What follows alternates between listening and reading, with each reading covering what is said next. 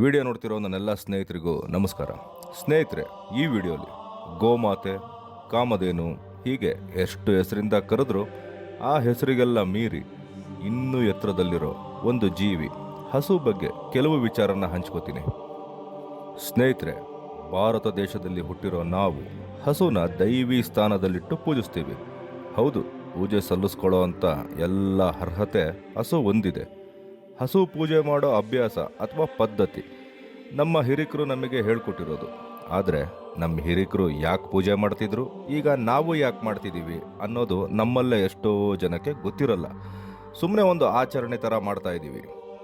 ಹಾಗಾಗಿ ಹಸು ಬಗ್ಗೆ ಡೀಪಾಗಿ ಹೇಳಲಿಲ್ಲ ಅಂದ್ರೂ ಸ್ವಲ್ಪ ವಿಚಾರನ ಹಂಚ್ಕೋತೀನಿ. ಮನುಷ್ಯ ಹಸುಗೆ ಎಷ್ಟು ಅವಲಂಬಿತನಾಗಿದ್ದಾನೆ ಅಂದರೆ, ಪ್ರತಿಯೊಬ್ಬ ಮನುಷ್ಯನು ತನ್ನ ಹುಟ್ಟಿನಿಂದ ಸಾಯೋ ತನಕ ಪ್ರತಿದಿನ ಹಸು ಹಾಲಿಂದ ತಯಾರಾಗಿರೋ ಯಾವುದಾದ್ರೂ ಒಂದು ಪದಾರ್ಥನ ಉಪಯೋಗಿಸ್ತಾನೆ ಇದ್ದೀವಿ. ತಮಾಷೆಗೆ ಹೇಳೋದಾದರೆ, ಸತ್ತ ಮೇಲೆ ಸಮಾಧಿಗೆ ಹಾಲು ತುಪ್ಪನೂ ಅದರದ್ದೇ ಬೇಕು. ಬರೀ ಹಾಲು, ಮೊಸರು, ಮಜ್ಜಿಗೆ, ಬೆಣ್ಣೆ, ತುಪ್ಪ ಇದು ಮಾತ್ರ ಅಲ್ಲ, ಹಸು ಸಗಣಿಯಿಂದನೂ ಕೂಡ ಬಹಳ ಉಪಯೋಗ ಪಡ್ಕೊಂಡಿದ್ದೀವಿ. ಸುಮಾರು ಒಂದು 20 ವರ್ಷದ ಹಿಂದೆ ತನಕನೂ ಆಲ್ಮೋಸ್ಟ್ ಬೆರಣಿಲೆ ಒಲೆ ಉರಿಸ್ತಾ ಇದ್ದಿದ್ದು ನಿಮಗೆಲ್ಲರಿಗೂ ಗೊತ್ತೇ ಇದೆ. ಇನ್ನು ಗೋಮೂತ್ರನ ಮನೆ ಶುದ್ಧಿಗೆ, ದೇವಸ್ಥಾನ, ಧಾರ್ಮಿಕ ಕ್ಷೇತ್ರಗಳ ಶುದ್ಧಿ ಕಾರ್ಯಕ್ಕೆ ಬಳಸ್ತಾರೆ. ಇಷ್ಟು ಸಾಲದು ಅಂತ ಸತ್ತ ಹಸು ಚರ್ಮನೂ ನಗಾರ, ತಬಲ ಇದಕ್ಕೆ ಬಳಸೋದಲ್ಲದೆ ಚಪ್ಪಲಿ ಕೂಡ ಮಾಡ್ಕೊಂಡು ಹಾಕೋತೀವಿ. ಹಸುನಲ್ಲಿ ಇಂಥದ್ದು ಉಪಯೋಗಕ್ಕೆ ಬರಲ್ಲ ಅಂತ ಯಾವುದೂ ಇಲ್ಲ. ಪ್ರಾಣಿ ಸಂಕುಲದಲ್ಲಿ ಆಮ್ಲಜನಕನ ತಗೊಂಡು ಆಮ್ಲಜನಕನೇ ಹೊರಬಿಡೋ ಏಕೈಕ ಜೀವಿ ಹಸು ಮಾತ್ರ. ಇನ್ನು ಹೇಳ್ತಾ ಹೋದರೆ ಒಂದು ದಿನ ಪೂರ್ತಿ ಸಾಕಾಗಲ್ಲ.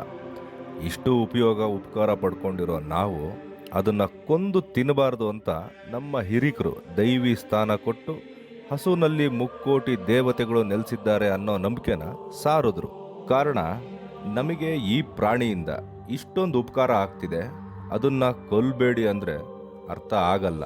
ದೇವರಿದ್ದಾನೆ ಅದರಲ್ಲಿ ಅಂದರೆ ಭಯದಿಂದ ಆದರೂ ಈ ಜೀವ ಸಂಕುಲನ ಕಾಪಾಡ್ಕೋತಾರೆ ಅನ್ನೋ ಆಲೋಚನೆಯಲ್ಲಿ ಗೋಪೂಜೆನ ಮಾಡ್ಕೊಂಡು ಬಂದಿದ್ದಾರೆ ಅಂತ ನನ್ನ ಅಭಿಪ್ರಾಯ. ತನ್ನ ಜೀವನನೇ ಮನುಷ್ಯನಿಗೋಸ್ಕರ ಸೌಸಿರೋ ಹಸು ಗೋಮಾತೆಗೆ ದೊಡ್ಡ ನಮಸ್ಕಾರ. ಯಾರ ಋಣ ಬೇಕಾದರೂ ತೀರಿಸ್ಬೋದು, ಹಸು ಋಣನ ತೀರ್ಸೋಕ್ಕೆ ಸಾಧ್ಯನೇ ಇಲ್ಲ ಅಂತ ಹೇಳ್ತಾ ಈ ವಿಡಿಯೋನ ಮುಗಿಸ್ತಾ ಇದ್ದೀನಿ. ಬಾಯ್.